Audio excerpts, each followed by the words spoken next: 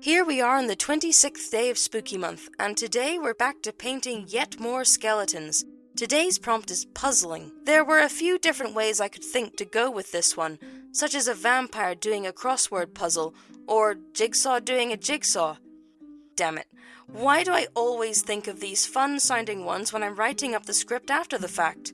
But no matter, this one was just as much fun to paint.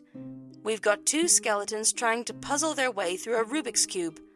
I've personally never completed one of these, mostly because I haven't seen one in person since I was a kid. I always preferred crosswords, word searches, and jigsaws to the Rubik's Cube.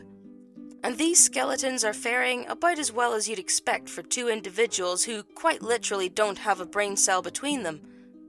But they're not looking to give up just yet. I reckon one of them happened across the cube when searching through some old boxes, and he sat down to try to solve it. But after several hours passed, his friend came to look for him, wondering where on earth he'd got to. Probably thought next door's dog had buried him in the backyard again. And when he found him, at the sight of the cube, he too was enthralled, and sat down to try and work out the cube alongside his friend. Now this one was a nightmare to paint.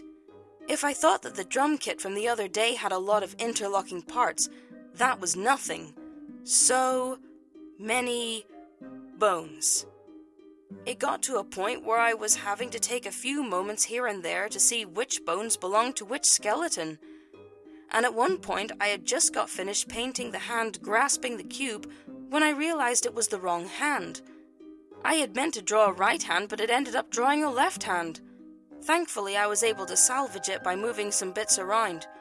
The lasso and transform tools came in really handy here, as I could lasso the bones I wanted to reposition, and then set the pivot point to where the bones would naturally pivot from in a real skeleton, and it would make rotating the bones way easier. Our skeletons have got the usual glowing blue eyes, and one of them seems to have lost his jaw. I guess finding the cube was just that much of a jaw-dropping revelation. Either way, bone issues aside, this was a really fun piece to make. And with that, it looks like we're done.